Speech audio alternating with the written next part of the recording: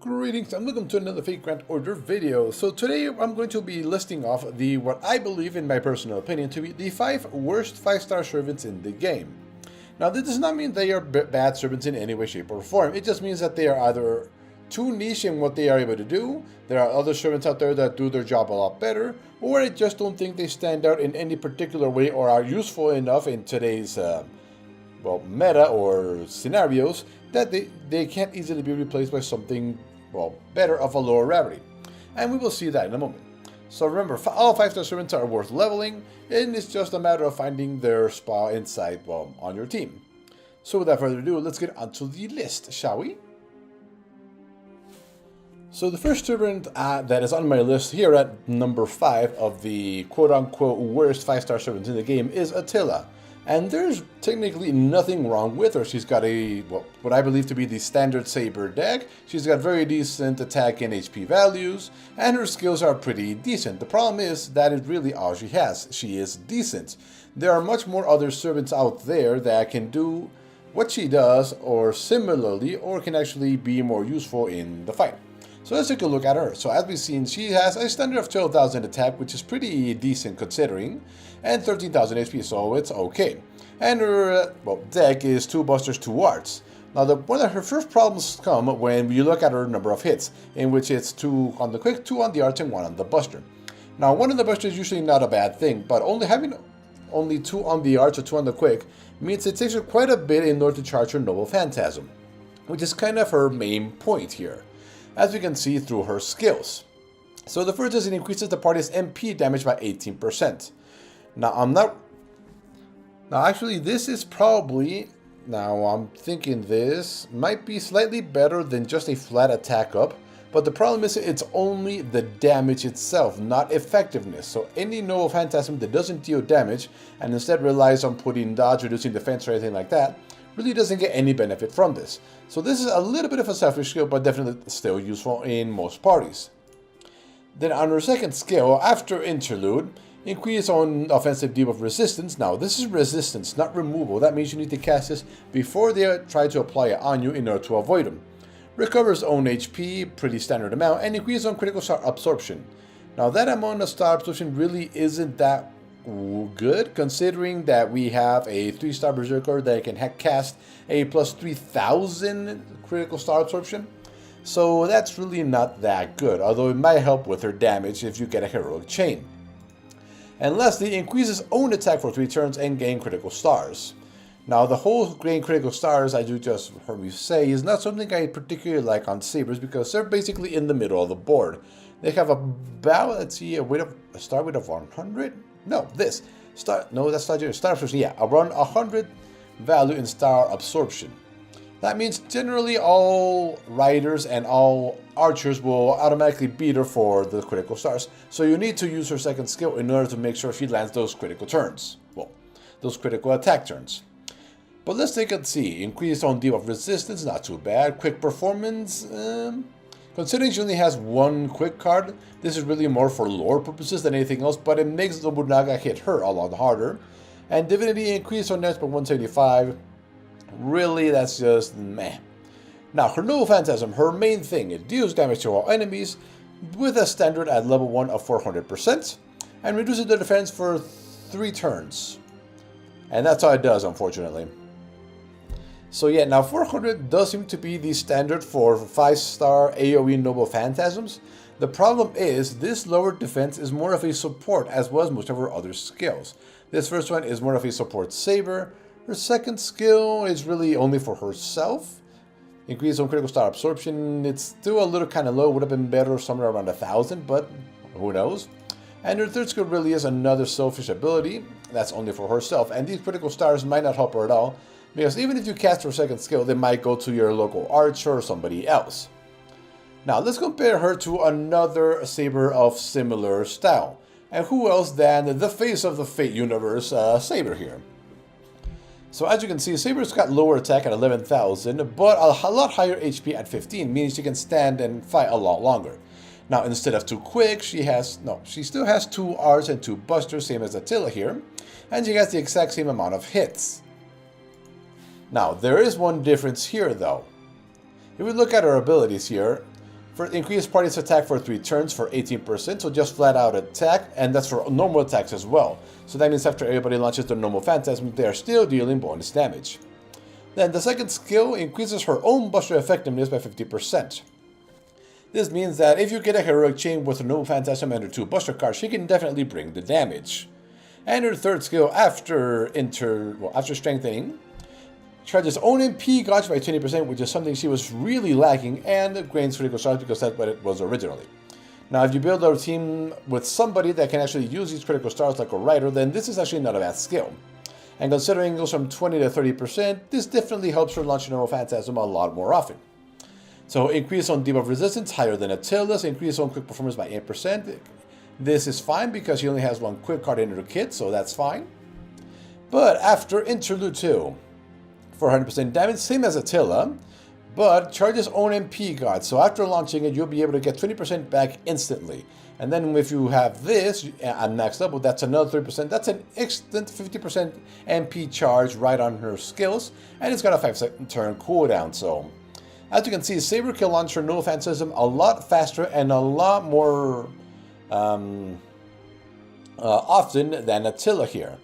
Now, Attila, because we're comparing heal, only increases the party's MP damage, as we mentioned. And Saber herself increases just general attack, so I believe this one is a lot better. Then if we go back to Attila, second skill increases her resistance to these, which is not bad, but unfortunately I prefer removal rather than resistance because you could cast this and for 3 turns she doesn't get targeted by anything. Now, standard at level 6 is 2000 heal, that's technically 1 turn's worth of attack, or not even that. So I'm not crazy about this skill at all. Meanwhile, on our Saber here, increases her own buster performance by 40% at that same level. So that's already a nice skill there. And her third skill increases own attack by 10 to 30%. So we're going to assume 20 at level 6 here. And 10 critical stars, so kind of mesh.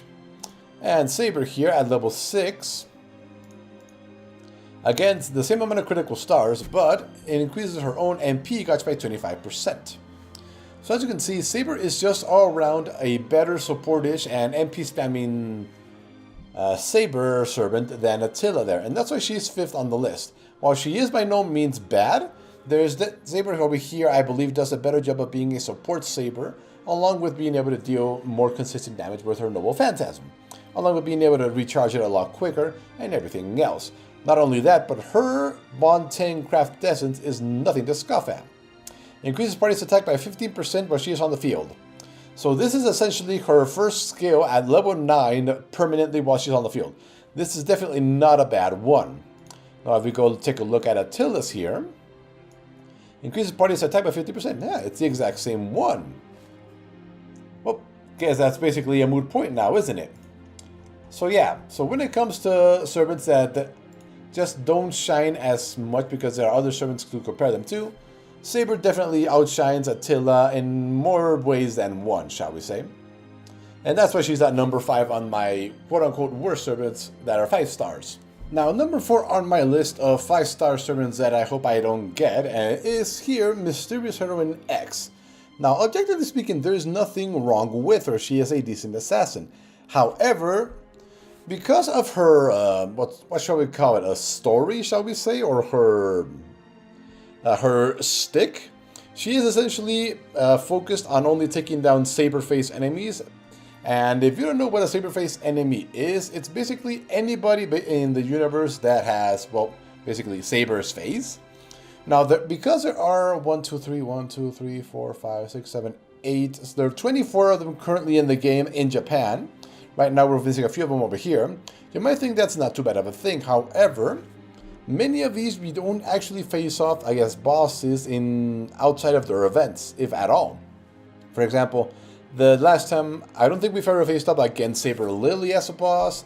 More than you do, clearly. I don't think you've ever faced against Saber Archer version, or let's see, yes. I don't think you fight off against Jean Lily at any point, or Mordred Rider. I think we faced her off against once in one of the past events. Let's see, who else is on this list? Jean, you do fight her a couple of times, so that could be good, but because she is a ruler, you are suffering half damage against her at all times. Being able to deal extra damage against Jean Alter is definitely good. but it is technically normal damage. Let's see, and then we have a couple that we don't really know anything about. But yeah, that's kind of her thing. So let's take a look at her skills. So as an assassin, Star Generation is definitely very nice.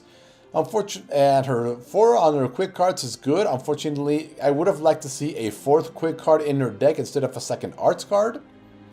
Let's see, MP charge per attack is only 0.8, so that means on a heroic chain you'll get 3.2-ish charge, maybe 5% if you're lucky.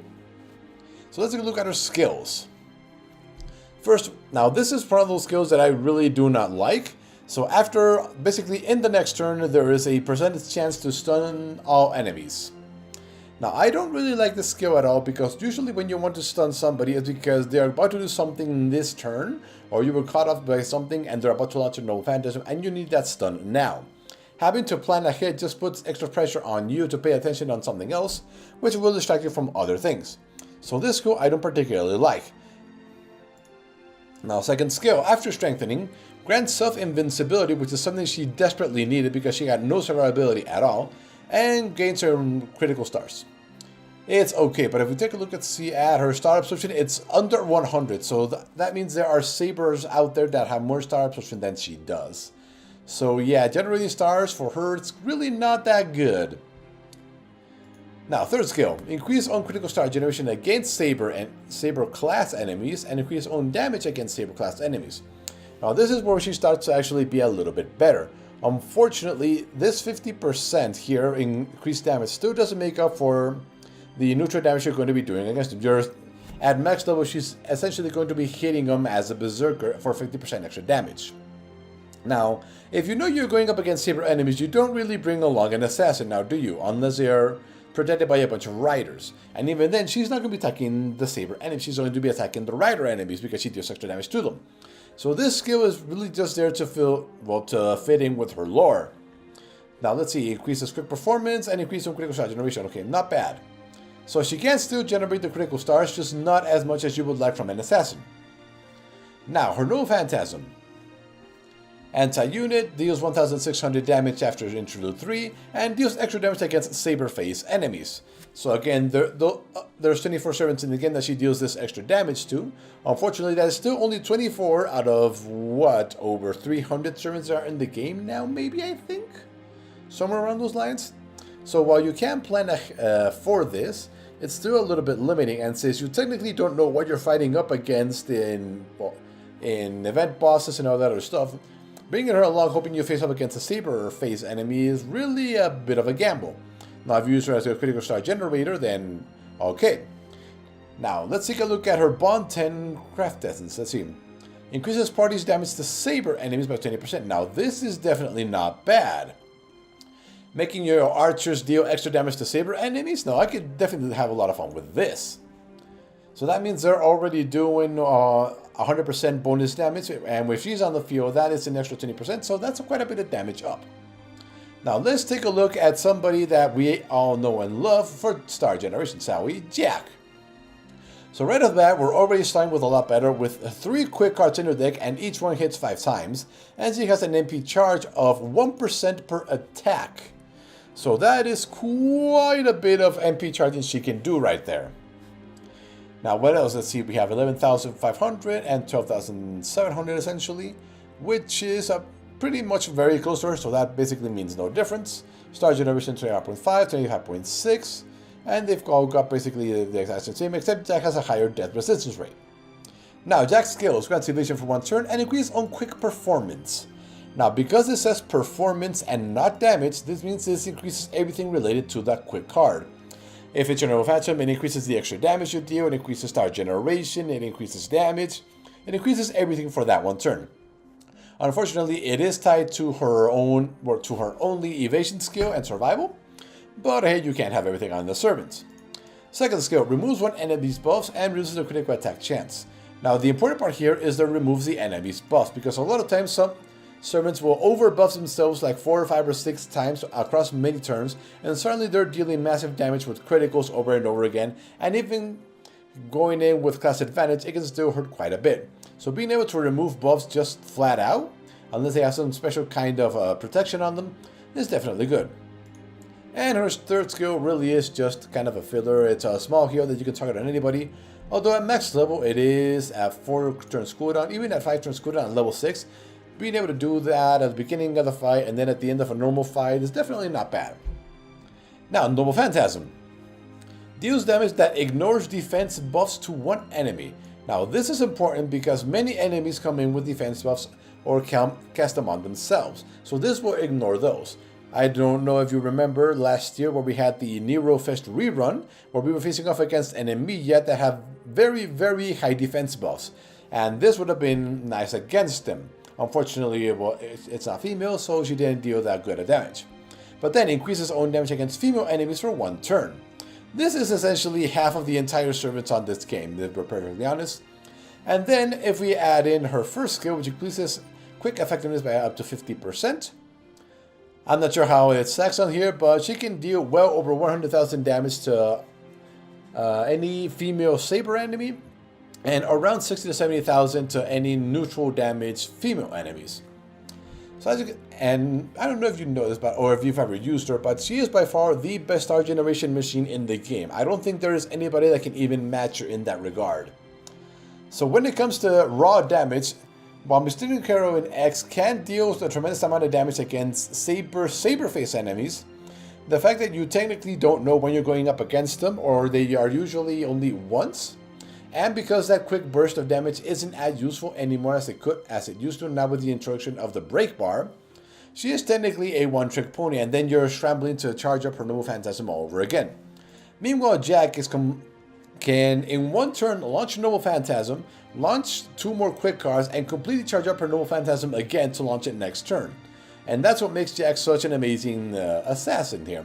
Star generation, damage to females, and basically a nice support with buff removal and a little bit of healing for everybody else. So that is what Mysterious Heroine X, there we go, is number 4 on the quote-unquote worst servants in the game. So let's go move on to number 3, shall we? Okay, so number 3 on this list is Iskandar. Now, one of the unfortunate things for him, as well as Mysterious Heroine X down in number 4, is that they are limited servants, and that means it's basically impossible for a new player to get them, which definitely brings them down and makes them not so desirable, because you can't even get them. But let's take a look. 11,500 attack, 13,000 HP. Okay, the HP barrier there is very nice. Now, let's see what do we have here. MP charge, attack, 0.88. What does this mean? Oh, that means after his interlude, it goes from 0.86 to 0.86. Still not particularly good, unfortunately. 3% on defense, 8.8% star generation, and star absorption of a very nice amount of 205. He is a rider, though. He is designed to absorb stars. Now, he has a pretty standard double buster, double arts, with unfortunately only 2 hits on his arts cards, which means charging his Noble Phantasm is a little on the slow side. Now, skills. Charisma A. Increases attack by up to 20%, so not too bad. So standard support skill. Increases party's MP damage for 1 turn, 9 to 18%. I'm not crazy about these. I would have much preferred effectiveness instead of just damage, but I guess that kind of goes with his personality. And then, increases own buster performance by 1 turn. This is what you wanted on the second skill, but whatever. And increases own critical star generation by 50%. Okay, unfortunately, he still only has 1 quick card, so his so his critical star generation is still on the low side. So let's see, buff resistance, quick performance, own damage by 150. Okay, now, Noble Phantasm. Let's see, anti-armor deals damage to all enemies, 400%, so the standard for AoE Noble Phantasms of rank 5 servants. Reduces their defense and reduces their attack. Okay then, so if you combine this with all of his buffs, which are essentially designed to be used in 1 turn, buster performance, party's MP damage, and attack, he's basically designed to basically roll over a very strong wave of enemies in 1 turn. Unfortunately, after that, he really is stuck waiting for his arts cards to show up to charge it up again.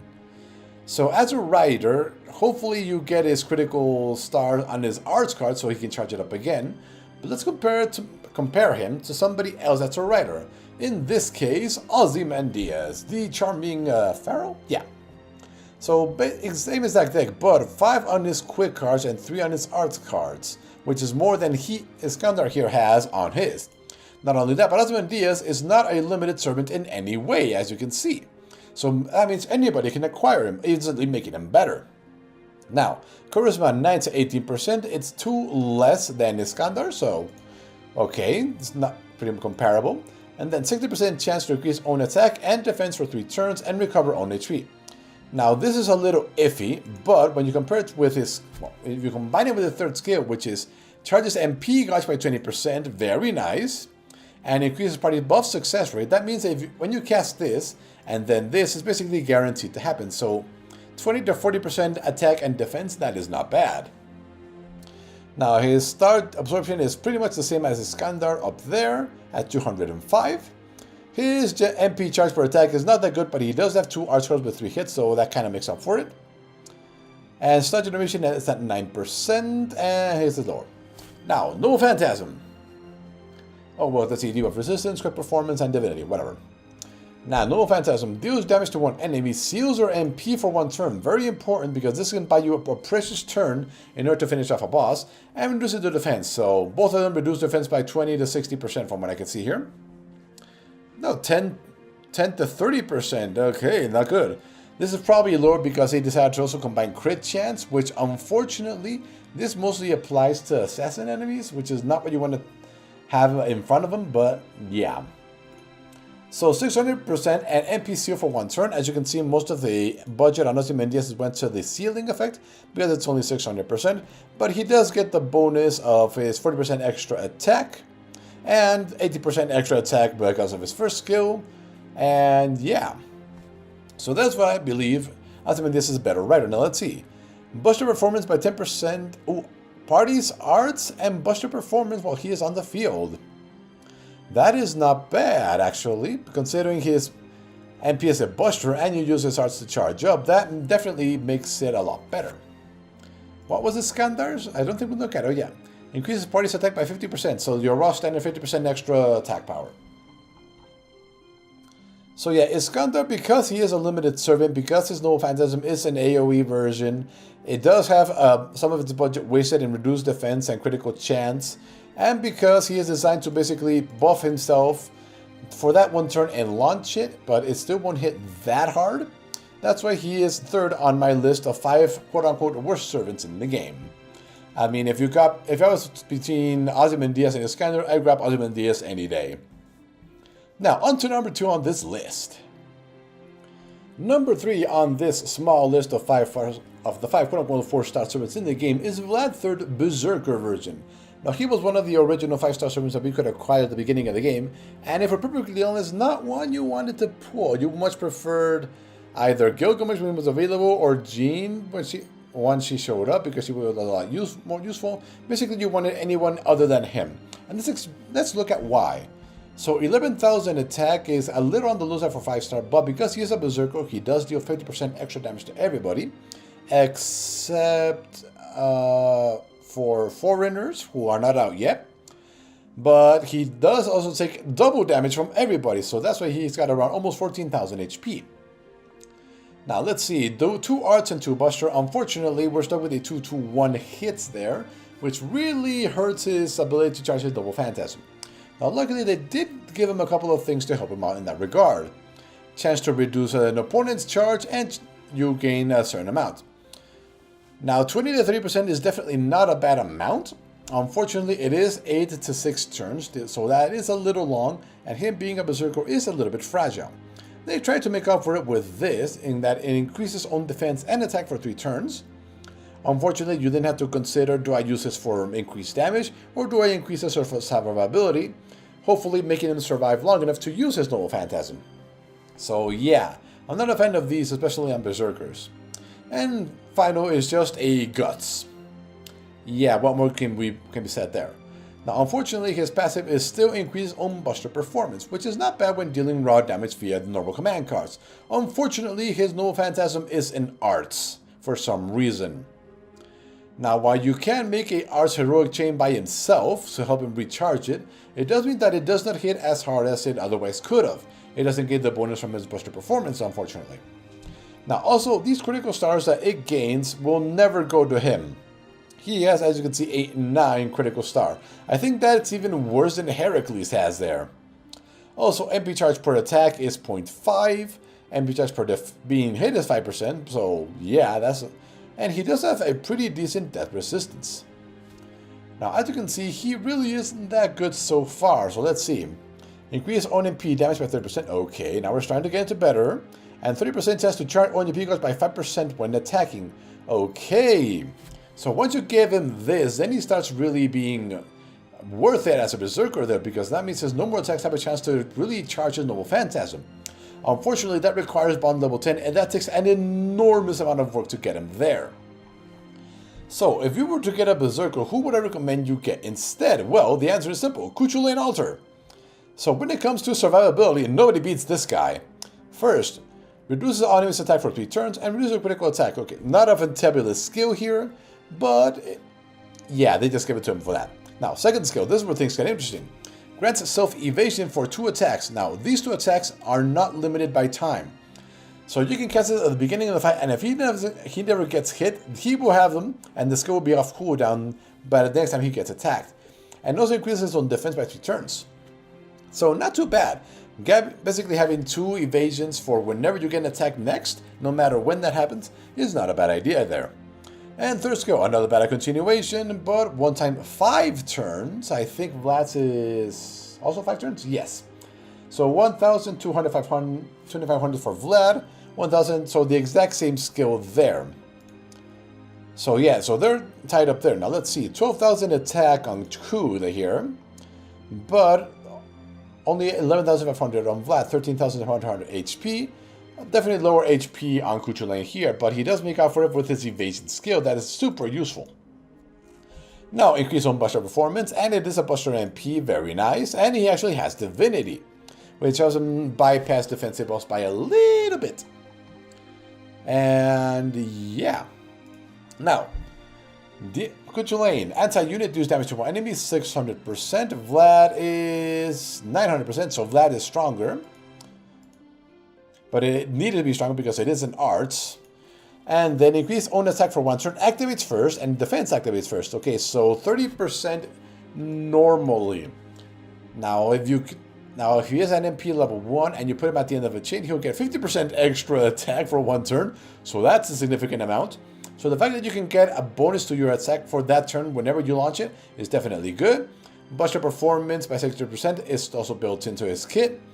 And then you also have, that is really it. Now let's take a look at his Bond 10. Increases own MP damage by 30% and grants self-gut status 1 time with 20% extra HP. Not bad. Okay, so as you can see, Cuchulainn is completely focused on surviving long enough to launch his Noble Phantasm. His kit is basically designed around that: lower their attack, evade, and bring back from the dead. And meanwhile, over here, Vlad is essentially all over the place from what I can make out here. So he tries to suck the blood to help charge his Noble Phantasm. And then after Interlude 2, he does get a bonus to attack at level 10. But this will require a lot of money and investment. Meanwhile, Cuchulainn gets more from this from his own Noble Phantasm. The defense buff is okay, but you gotta decide if either offensive or defensive. And Guts is pretty much standard for both of them. Now, these stars, I believe, are completely wasted on this because he will never get to use them. Meanwhile, Cuchulainn, on the other hand, gets a very nice attack and defense buff when he activates it. Now, this defense buff would protect him during that turn that he launches it, so that's definitely useful. And that is why I prefer Cuchulainn. Now, if you're just starting and you get either Vlad, if you get Vlad, then he will feel a little fragile. But Cuchulainn, on the other hand, can survive so long on the field that is pretty much almost immortal, especially if you give him his own his own Bond 10 craft essence. And that is why I believe Vlad is really not someone you want to pull at all. And now onto the fun part, the number 1 servant that I believe is the worst in the game, quote unquote.